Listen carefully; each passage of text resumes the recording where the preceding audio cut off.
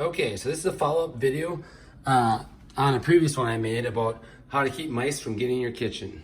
In the first video, I showed you how we could tell they were getting into the pantry, and then we traced it back to there was a big gap right here along the side of the dishwasher, and you could tell they were coming through there because there's a lot of mice droppings. In the first video, we filled this up or sealed this off with Pest Block, Great Stuff Pest Block, and it's still sealed off to this day. But what we found, and what is pretty common, is once you seal off their preferred entrance, they have another. So this is underneath the sink. There's a bunch of moist droppings there that are fresh or new. And then if I actually get my camera all the way back here, behind this water valve, there's a whole bunch. And it's hard to see from this angle, but between that top piece of plywood and what I think is a subfloor, there's a pretty sizable gap. So we're gonna need to seal that off as well. And you know, I've showed you a number of times how to do that kind of thing with Great Stuff Pest Block, but I think for some variety here, we'll show you a different cost-effective way to accomplish that. So let me go get my stuff. All right, so we got our materials here. For this, we're gonna use some trusty steel wool, which I think everyone knows.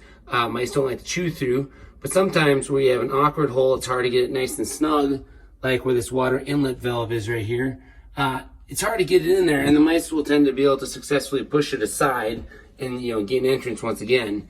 So one thing you can use here is, it's called Max Catch is the brand, the company's Catchmaster Pro, but essentially it's a mouse glue board. You pull this adhesive off, which you'll see in a second. It's a very sticky backing. It's a mouse trap. You put a little bait on it.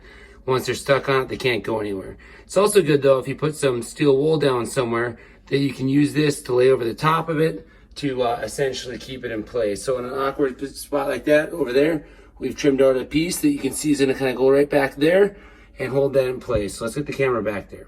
All right, so what I'm gonna do is I got my steel wool right here. I'm gonna shove it down there the best I can. It's certainly not gonna be perfect in an awkward space like this, but it does not need to be.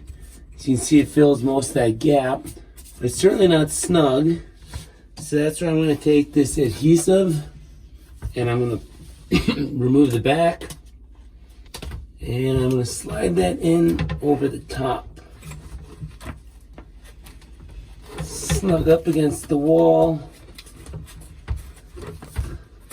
in a position. Make sure it's secure on the sides so that, yes, there's some give to it, but the idea is that essentially there's a bunch of steel wool right underneath it that a mouse is not going to be able to move out of the way. They're not going to be able to fit through a gap like that, but I'm going to put one more piece down just to be sure. So you're going to put one more piece down just to address this little additional opening. See, that's so sticky based on it's sticking on my glove. But there we go. I think we got everything pretty good and sealed up. We feel good they're not going to come up through there anymore. All right, so now we've done similar behind where this other water line comes in, as well as where the drain pipes go out. Keep in mind we put steel wool in the gaps below and behind both of those, and then put the the mouse board glue adhesive over the top. It's a very strong adhesive, so we can feel confident that we've sealed up these 3 spots where mice can get into underneath our sink.